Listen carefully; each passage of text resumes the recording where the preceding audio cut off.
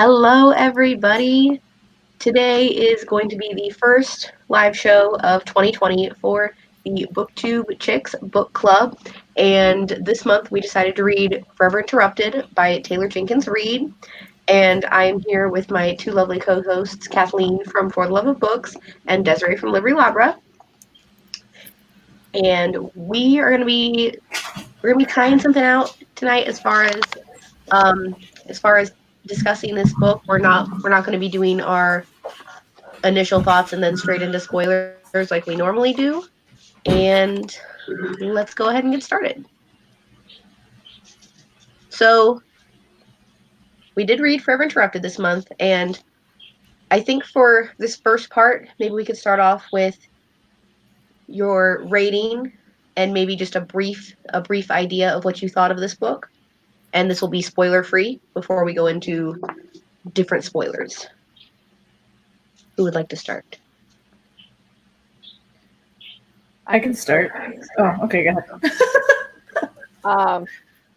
So I just finished reading this book like yesterday morning. I liked it. I wouldn't say I loved it as much as I loved The Seven Husbands of Evelyn Hugo and what was the other one with the band? Daisy Jones and the Six. Yeah, Daisy Jones and the Six. I definitely loved those more. I think this was her first book, right, that she's written.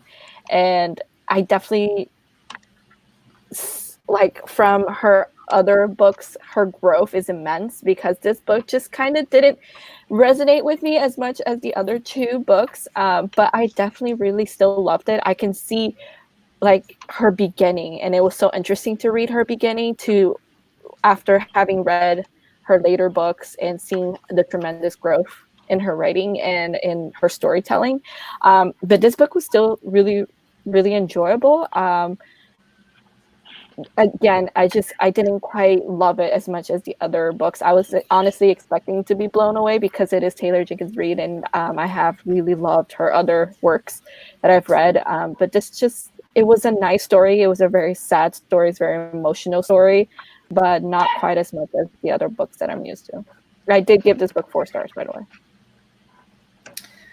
So I gave it 3 stars and, kind of felt all the same things that Kat did. It's kind of nuts to see how much she has grown because it is a lot. And I get that this was her first book. It didn't have the weight and the seriousness that I've kind of come to expect from her. It seemed like she was in this middle ground kind of place where she wanted to deal with a heavier theme, but then also tried to make it quirky. But it was like in a place where it felt to me like she just didn't know, like she wasn't fully invested in either way. And I don't know if listening to the audiobook kind of ruined it for me. Like, I wish I could go back and read it again, like not listening to the audiobook and see how I would feel about it. But I wouldn't necessarily tell people to pick it up. If you haven't read anything by Taylor Jenkins Reid, I think it would probably be a good start because you'll get to actually see all her growth. But knowing what I know now, I feel like I probably could have skipped it. I'm like just basically in the middle. It wasn't bad. It wasn't great. I'm just kind of meh about it. Sorry, I'm tweeting out the link. But I give it 4 stars. I do agree that it's not the same level as Seven Husbands.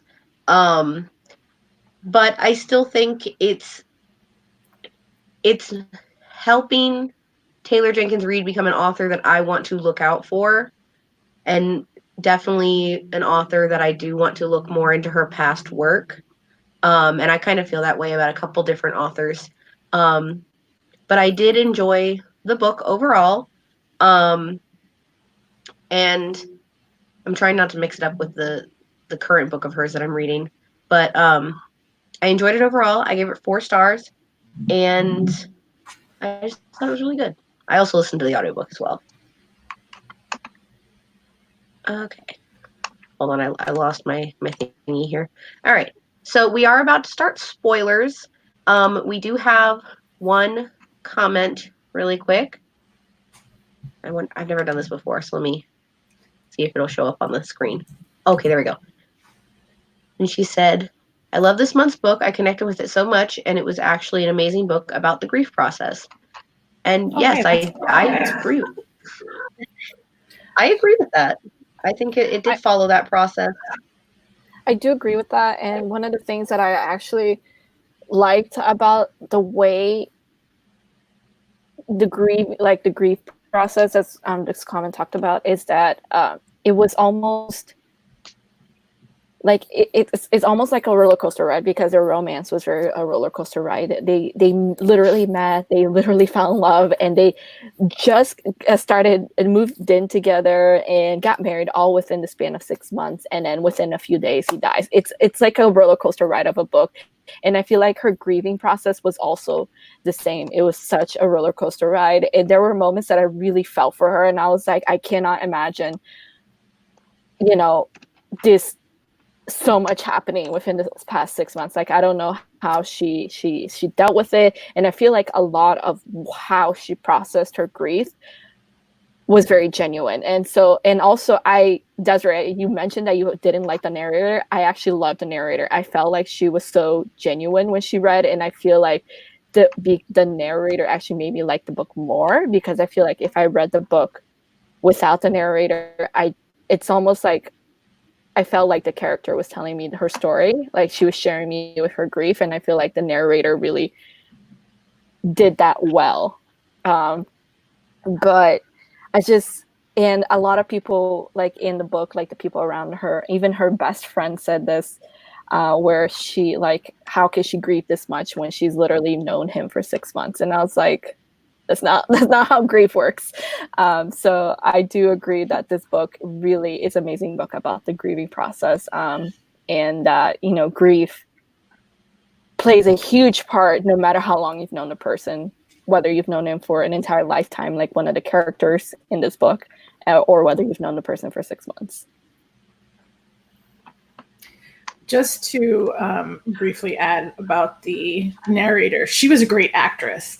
So, like, I don't want anybody to think that I didn't think she did a great job conveying the emotion and telling the story. So she was a great actress on those accounts. There was just something about the tone of her voice that just irked me, and it took me out of the story. But otherwise, her acting was great. I noticed, because this book does go back and forth in the past and the present, I noticed when listening that her tone was very different. When it was in the present, it was very monotone and grieving, whereas when it was in the past, it took on like such a different life. And I wasn't really paying attention until I started noticing, because there was part of like the grieving voice that I was like, oh, this voice is kind of like boring. But then when I would hear the past one, it would be like a completely different voice, and I really liked how she did that with the audiobook. What are some of your characters? What you thought on the characters? Maybe like favorites or not favorites? I mean, I don't think this is a book for me to say that I have a favorite character, because every character kind of like had a different role to the story. But I feel like this is a difficult book for me to say I have a particularly favorite character. I guess you could say that the love interest. God, I forget everybody's names in this book. What is his name? Ben. What was her name? Elsie. Okay, yeah. I only know that because I used to work with somebody named Elsie, but Ben, I liked Ben. I feel like I like that he's ready to like face on like whatever challenge he has ahead of him. But I like that he's also considerate of the people that he loves. Like, the one part I want to talk about is the ending, and where she reveals that to his mom, that the reason why Ben never told the mom about them getting married is because Elsie stopped him. And like he so wanted his mom to be there, and that's like how I am. I'm like a big family person. I would want my, like, I could in a moment be like, yeah, let's go get married, let's do it this, but I eventually, like, if I think about it, I'll be like, no, I gotta have my family there. And I'm also the type of I'm also the type of person that will let the other person convince me. Like, she convinced him to like, like, if you love me right now, we'll get married right now. And like, that was one of those moments where I was like, I really disliked Elsie in that one scene. I was like, dang, girl, like, you actually did this to him. Anyways, so I feel like I saw a lot of myself in Ben, because he's just like this person who's really passionate, and he's like really thinks about his family, and that's like one of the things that I really loved about him. I thought her friend Anna was boring, to be honest. I feel like she didn't really contribute a lot to the story, besides of being a person that Elsie kind of grieved, like supported, like Anna supported. Yeah. But I feel like if Anna was completely written out of the story would have been good as well. But that's just my opinion. And then the mom is just the mom. I feel like somebody who was, yes, it could have been done without this person, but I think this character really worked with the story, was Mr. Callahan, the old man who would come to the library. Oh, yeah, I liked him. Yeah, he was such a small, like, background character, but like more towards the end of the book, we see him more and more. And I think he, like, again, while he started off as a small character, he ended up being like a pivotal part of the story in helping with that grieving process. Yeah, I liked the scene where towards the end, he's like, he and Elsie are like the polar opposites when it comes to grieving. And in the end, he's suffering because he lost his wife, who's been like his partner for like however many years, I don't remember, 60 plus years or something. And I remember him apologizing to her because he originally, when she first told him that Ben had died, he told her that she needed to move on, that she needed to grieve and move on. And he actually apologized to her and be like, now that I'm in the same situation, I don't know how I can move on. And you kind of see like one person who's been with someone for just a few short months, and you see someone who spent their entire life with someone, and you kind of like, the line kind of starts to blur. Like, it starts to be like where the grieving is the same. Like, you love, doesn't matter if you know somebody for 6 months or if you know somebody for 60 plus years, it's kind of like you still love the person no matter what. So I do agree with Chloe that, he was such a small character, but he was such an important part of the story, because he did provide that one big difference, because the entire story, Elsie felt like she doubted her marriage and her love for him because she didn't know him for very long. And she let other people kind of convince her that, her grief isn't that important because she's known him for 6 months and she'll bounce back, and be fine. And then we see this, like, the polar opposites. And I really liked that Taylor Jenkins Reid like wrote in Mr. Callahan and his story towards the end where he loses his wife.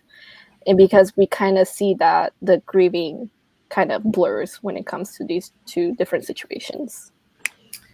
So I don't think I encounter this very often, but to me, I kind of felt like the secondary characters were written better than the main characters. The main characters didn't feel like real people to me. They just kind of felt like slightly one-dimensional or stereotypical, whereas I feel like, the mom and Mr. Callahan, is that his name? Mm-hmm. Yeah. Just had more dimension to them. They had like pluses and negatives, like just felt more human, because they had flaws and you can see them. Whereas the main characters just felt like they were serving the purpose of telling the story. I didn't connect with them in the same way. So like if I were to pick favorite characters, it would be Mr. Callahan and the mom, just because like I really felt what they were going through, whatever they were going through. Whereas Interestingly, and this is not necessarily about the characters, but I kept going back and forth while reading the book. Like, there were times where I was like, yo, leave this woman alone. She just lost somebody, like, whether it's 6 months or 2 minutes or 10 years, like, just let her feel what she feels. And then there were some times where I was like, when is she going to get over this? And I just kept going back and forth. And so that was a weird place to be, because it's almost like I could feel what both sides were going through. And so I'm surprised that I didn't end up on one side or the other. This kind of doesn't have specifically to do with this book, but one thing I've noticed, I feel like Taylor Jenkins Reid really likes names that start with E, because Evelyn Hugo, Elsie, and in the one I'm reading, her name is Emma. Interesting. But I haven't read. There's another book that I don't own by her. I think it's only one, called After I Do, I think. Is that the next one?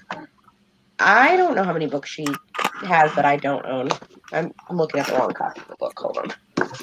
Because After I Do was recommended to me by my boss. I want to check that one out. There's Maybe in Another Life and After I Do. I think those are the only two that I haven't read. So I don't know. Maybe she just really likes E names, and then she got to Daisy Jones and didn't care anymore. I really want to know about these other two books, though. I'm gonna look it up. What did you guys think about, like, the overall plot and the pacing of the book? We don't really have to, like, I don't think world building is really necessary, just because this isn't like a fantasy. Right. I mean, since we know, like, okay, it's set here. But, like, what did you guys think of just the plot and the pacing overall? Like, I generally don't like books that jump back and forth in time. I feel like a lot of authors can't do it well, and I get confused. Especially in fantasy. Like, fantasy, there's some authors that I just should stop doing that. But I feel like she did it well, mostly because, honestly, there's not a lot of characters to focus on. There's literally like 5 characters that I really care about. That's, the main couple, the mom, Anna, and Mr. Callahan. That's really generally the main characters. So I feel, and I also felt like she did well, even though she kind of wrote the months at the beginning of each chapter. I was, even if I wasn't necessarily looking at the book, because I was listening to the audiobook too, and there were moments that I just started listening rather than reading, and I was fine with keeping up with the story. And I honestly, like, as the book was ending, I liked that the time kind of get, like, in between each started getting shorter and shorter to the moment where they converged. And I really liked how she did it, and I personally think that she really did it well with, like, the whole going back and forth in timeline. Yeah. Sorry. No, go ahead. It's kind of doing that with my current read too. The only thing that irritates me is there's no chapter titles or even chapter, like, numbers. It's just continuously going. But it, like, I think she does the back and forth well, especially with this book, since it has the months. And like you said, I do like how it just slowly gets, like, shorter and shorter in time until it's, like, the same time. I didn't have a physical copy, so I wasn't even able to make that observation in regards to, like, I didn't put those pieces together that the time was getting shorter and shorter between whatever, or, like, I had to pick stuff up in, like, context, because I wasn't really paying attention to the months or anything like that. But the book is written in first perspective, right? I think so. Yeah. I would think a story like that Yes. kind of has to be, so that you get a really good feel of what the character's going through. But I read this kind of closer to the beginning of the month, so it's not quite as fresh. I don't think I had an issue with the pacing, unless I texted you and said something about the pacing, Chloe. I don't think you did. Yeah, I think it was, the pacing was fine. Yeah. Oh, go ahead. No, I don't have anything to add. Is there anything that you guys like absolutely didn't like in this book? And on the contrary, or is there anything you really liked? I know we've kind of been talking about what we do like. I liked. Go ahead. I liked kind of what happened between Elsie and the mom. Like at first, I was like upset about the mom and her being like, "No, I'm not going to recognize you as my as my son's wife or whatever." But I liked seeing how their relationship developed and unfolded, and like the resolution that came out of it. There were parts where I didn't like how Elsie had treated Ben, and like there was one scene where I think they were in the restaurant and she got really jealous because somebody was texting him or messaging him or something, and she just it was kind of like, dude, chill. Like, why are you freaking out? And I didn't like the way she was. It just seemed really immature. I think they did state in the beginning though that was kind of like her first relationship though. Wasn't it her first like really serious relationship or something? I think serious one, yes. Yeah, like a really serious one. And I know those things just kind of unfold sometimes when people get really serious, but it was unfortunate that Ben had to deal with that. Yeah, I like in terms of like I didn't like, it's kind of like what you said. There are certain things that Elsie did that just pissed me off, and we already talked about it. It's the part where she basically guilt trips Ben into marrying her, and I'm like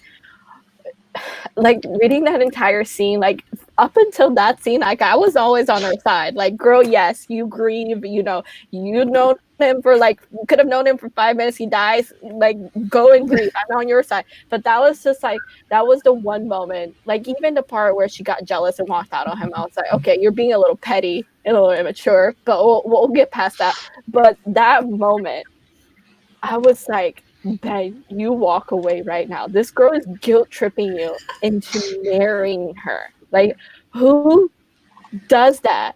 And like her excuse to his mom that she was like, oh, that she wasn't gonna like Elsie, and that she was afraid she was gonna. Who the heck cares? It's his decision, not his mom's decision whether he marries you or not. It's his decision, and he literally just wanted to wait to tell his mom, and the fact that she guilt tripped him into not telling his mom, and like the fact is, like, I understand that she's sorry, but she took it away from his mom, like being there for her son, being there at a really important point in his life that he's like saying I do to someone else, like I'm giving myself to someone else, and she took it away from him. And like in her head, I get it, because she doesn't I agree with Ben when he says that when he told her that she doesn't understand how families work, because I agree with her.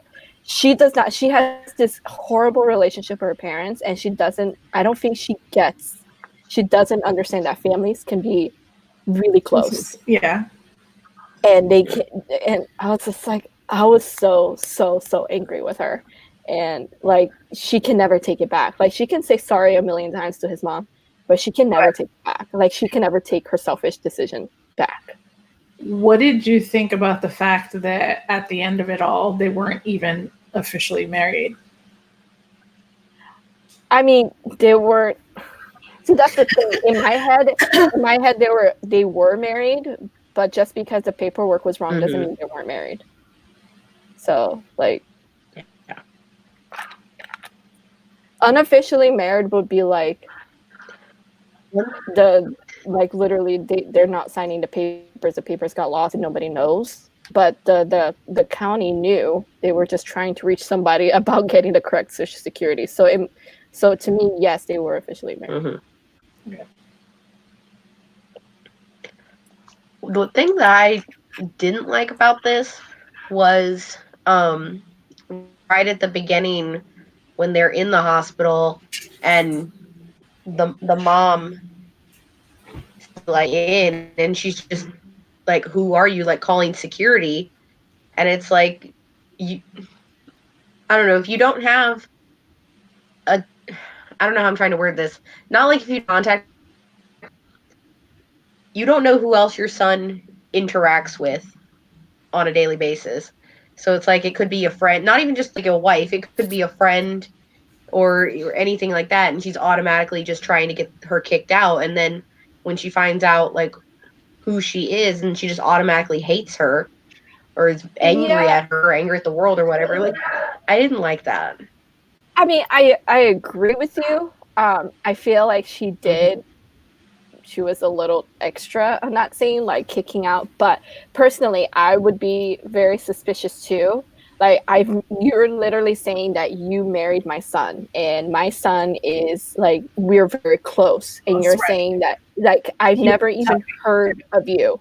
I've never even heard of you, and you're saying that you're married. Like, I would be really skeptical too. So I kind of see it from her mom's. Like, I feel like she shouldn't have called security and tried to get this girl kicked out. I would try to figure out what happened. I would want to see that marriage certificate. Obviously, the marriage certificate was the issue, but I would want to see it. But I would be super suspicious. I'd be like, I don't believe you. Like, because supposedly throughout the story, Ben and his mom were very, very close. Why wouldn't he tell her, you know? And like the other part I hate, where it's like, when she was still mad at Elsie, where she's like, well, if you're supposedly his wife and you want to be the next of kin, here, take all the funeral things. Like, I don't know. I didn't really care for that moment with her. Is it that you just disliked it, or did you think it could have been written a little bit better? I mean, she didn't have to be. Like, I understand, like, there was grief and all of the whole thing, but, like, it's not a, like, here, if you want to be his next of kin, you get all of this. How about it's like a, maybe we could, like, a work together type thing. I don't know. I've never had to plan a funeral. I mean, yes, but it's like Elsie said, she even told, like, she said this to the mom. She's like, you're looking for somebody to hate, and I'm the only one around, you know? So I feel like people grieve in different ways. Like, there's Elsie, who kind of locks herself out. She refuses to eat. She refuses to throw away gross food from the fridge. And then there's her mom, who reacts in a very angry way. So I like that we got to see these different kinds of grief, where her mom is super angry with the world. She lost her husband. Now she lost her son. And then there's Elsie, who kind of like grieves differently, you know? But yeah, I do agree that, like, you don't trust this girl. You don't believe this girl. Why are you handing off something so important over to this? You know, so I do agree with you in that aspect. I was really nervous that they were, because I feel like someone's last wishes are important, right? So you want to know what those last wishes are. And the fact that, like, his mom and her had opposing thoughts on what his last wishes were. One was saying he was going to be cremated, and the other one was saying like he was going to be buried. And that's tough. I've had to have that discussion with like someone before, and it's a really shitty place to be. And both people are in the mindset of just wanting to do the right thing for the person that they love and for the person that's gone. And that was, I'm thinking that was like fairly realistic and kind of traumatic to have to deal with that. One thing that I did like, or not liked, but that Elsie did that I could see that I know other people have done, is the whole calling the other person's phone to hear their voicemail. There was actually a news article a few years ago about this guy who was suing like some phone company. He lost his daughter, but he kept paying for her phone plan, so just so that he could call it and listen to her voicemail message. And then the company, like, for some odd reason, like, cut off her line, and he lost that, and they weren't able to get it back. So he was suing the phone company, and I was like, that is so incredibly sad. Like, that he's literally paying the phone company just so he can call and listen to his daughter's voice. And it was like, damn. That's intense, but relatable. Yeah.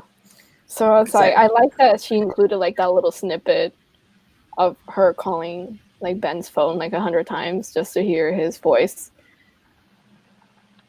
I like when she yelled at the mom and said, "Just shut it off if you don't want to hear it." Yeah. I didn't get why she even kept it turned on. Right. Kind of just some like miscellaneous things. I mean, I have a couple of questions up, but I mean, I don't know if they're all like perfect for this book, because one is, would you read more from this author? And this is like our third book read by this author. So I think it's safe to assume that we're all going to continue reading from Taylor Jenkins Reid. Yeah. With whatever comes next. I did hear that she's writing 2 more books. They're about celebrities, and they're set within the same world as Evelyn Hugo and Daisy Jones. Oh, that's interesting. I did hear that. So I guess my final question is like, did any of our minds change on something? Like, did we have a different perspective on anything regarding this book? Like, what do you mean? Just like, did you think one way about something, but maybe it changed your mind or your perspective on something? I mean, I think prior to reading this book, I was kind of in the amount of time that people are together doesn't really matter. Like, that's not necessarily a gauge for how much they care about each other or for how painful the loss is. But like I said, I was kind of going back and forth at different times in the book.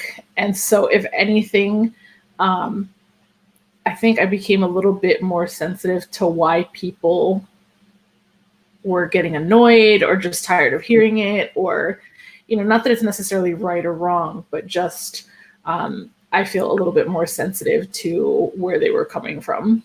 Mm-hmm. Yeah, like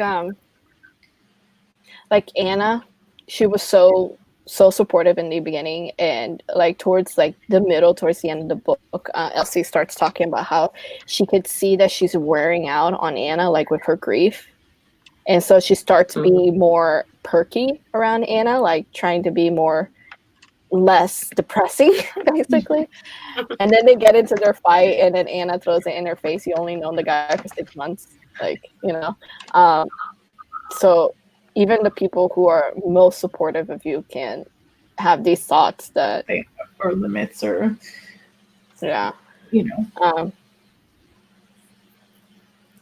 and they will never be like part of your relationship. So regardless of how well they know the person, they're not going to ever grieve in the same way. Yeah. And do we have anything else we would like to discuss regarding any other thoughts maybe on this book? I did wish there was more of a resolution between Elsie and her parents. Her parents are such jerks. Like really, they are. Like they like, how out of tune do you have to be with how your child's feeling? Like how bad is your relationship that you don't realize that when your child says, "Oh yeah, I'm fine," that you can't read between the lines that she's not fine. Trish says her parents were awful, so she's agreeing. Yes, her parents were so, I can't like, and I honestly, like, because her parents were so awful, I'm so much more grateful that she was able to get to establish a relationship with Ben's mother. Yeah. But yeah, being a parent is just, it's hard and it's weird, and sometimes it's easily misunderstood. I'm not saying they weren't jerks or they shouldn't have been more compassionate or anything like that, but sometimes you can focus on what you think is best for your kid and still kind of miss the mark, if that makes any sense. Yeah, I mean, her parents, like, from what we gather from that, her parents clearly love her. They clearly wanted more for her. but your child calls you up and be like, hey, I married someone and he died. Like, and you start berating her instead of being like, oh, I'm so sorry, do you want us to come over? You literally start arguing with her on why she married someone after only a few months. Like, do you not hear your daughter just say she married someone and he died? Like, how awful that is. It's not funny. It's just the way you're saying it. It's not, but I was just like, it was just so bad. Like, there's like, they clearly care, but I feel like they don't, they care that she's generally like healthy, but they don't care on whether her spirit, on whether her mental health is fine. You know what I mean? Like, as long as she says she's fine, she's physically fine, yeah. But, you know, okay, bye. We'll see you on Christmas, kind of thing. Yes, I agree. So this is a departure from what you just said, but what did you think about the fact that she wrote in that Ben likes YA? Oh, I feel like she was trying to reach out to YA. Just kidding. This is her first book. I thought it was cute. I don't like how sometimes Elsie seemed kind of condescending about it. Like, towards the end, she was like, she said something along the lines of to read children's book. Like, just the way she said it made it seem like condescending, and I'm like, your husband in general likes to read. He could be out doing drugs. Like, literally, he could literally like to watch porn. He likes to read, but like, he's addicted to YA. Like, what the heck? What does it matter whether he likes to read picture books, YA, or adult novel? You know, like, I feel like she put too much emphasis on the fact that it was YA, and I'm just like, okay, we get it. Kat, you might know this because you've read it more recently, but they made a couple of references to actual YA books. I know one of them was Twilight. Yeah. What was the other one? Was it The Hunger Games or Divergent? I think there was another one that I was trying to guess what it was by the context, but I wasn't sure. I don't know. I know I got the Twilight reference. Okay. Ben was so against her reading Twilight, but I don't remember what the other one was. Because I think they were saying something about like a strong female protagonist or something, and I was like, what? And I was trying to think about it, and I was like, is it The Hunger Games? Is it Divergent? I wasn't sure which one they were talking about. How do you feel about like what she did with the money? Do you think she should have kept it, or do you think she did the right thing and just donating it? I honestly feel like she did the right thing. Because personally, if it was me, I would feel so guilty about having that money. It's not mine, it was ours.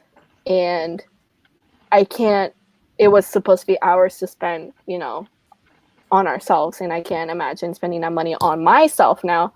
So I'm glad that she did it and she donated it, and in a way that kind of honors his memory, because he likes YA books, and she like created this whole the Ben Ross, well, later the Ross family YA section or whatever. So I actually do like what she did with the money. Do I think it's weird that she wants the library to donate the musty books to other libraries? I'm like, okay, but you know. I actually do like what she did with the book. I thought it was very thoughtful of her.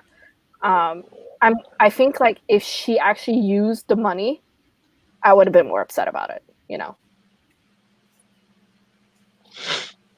No, I think it was nice to honor him in that way. Yeah.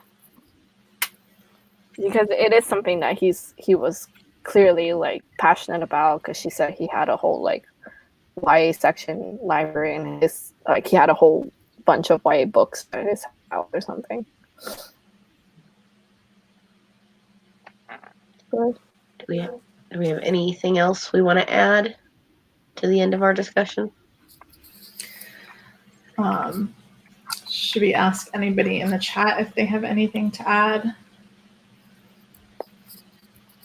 Does anybody in the chat have anything? My chat is like slow on refreshing. Yeah, Trish just said that as a parent, she can't imagine doing that to my children, referencing to how her parents treated her. Mm-hmm. I feel like, you know how teenagers, like, they hate when their parents are too intrusive? Like, always asking, are you okay? Like, her parents are the exact opposite. Like, they're not intrusive enough. You know? And I feel like that's, like, the intrusive kind of parents is what she wanted. You know, parents who, you know, kind of bugged her to know if she was okay. If she was okay, you know? Mm-hmm.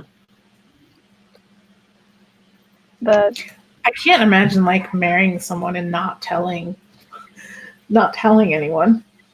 Well, I mean, partially, I do feel like it was his fault. You had literally 6 months to tell your mother that you were in love with somebody, that you met somebody, and that you were talking about marrying her. Like, I agree that what Elsie did was wrong in pressuring him to marry her without, when last minute he wanted to tell his mom. But I do also agree that he's kind of like to blame as well, because he's had so much time beforehand to do this. And also, I'm thinking this book was like written in 2013. Was there not Facebook back then? Was there not Facebook back then? I don't know. Yeah, like relationship status. You know? in a relationship with Elsie Porter. Pretty sure there was. Yeah, exactly. Like, wow, where's social media and all of this? This is how you announce to the world you're with somebody.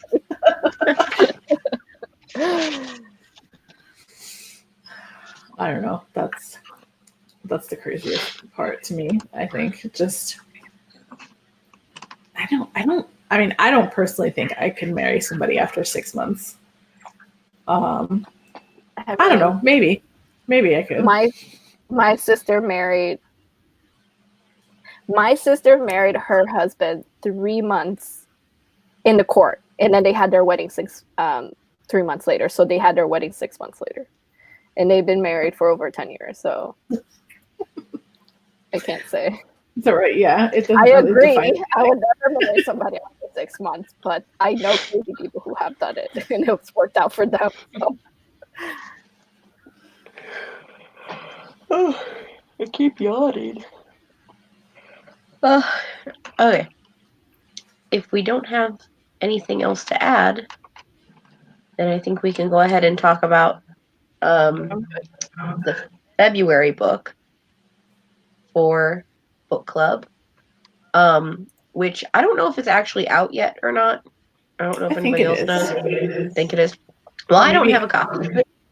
So, but our February book pick is going to be Don't Read the Comments by Eric Smith. It comes out this Tuesday. Out this Tuesday, the 28th. So it comes out on January 28th.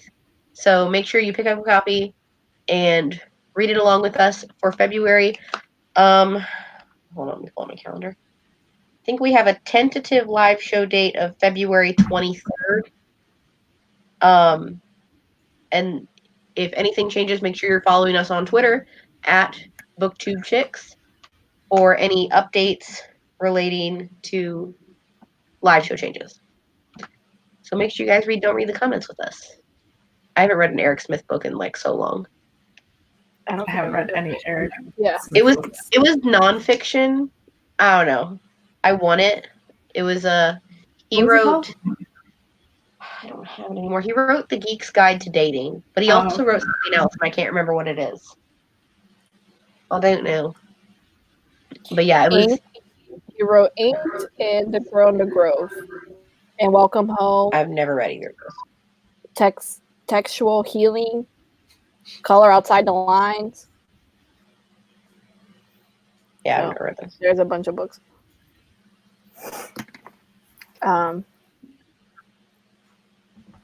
Okay. All right. So sounds good. Next month we'll be reading Don't Read the Comments. So make sure you come join us and follow us on Twitter at Once Read Along, or not at Booktube Chicks, not at Once Read Along anymore. That doesn't exist.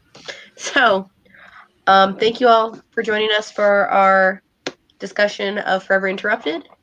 And we will see you guys in February. Bye.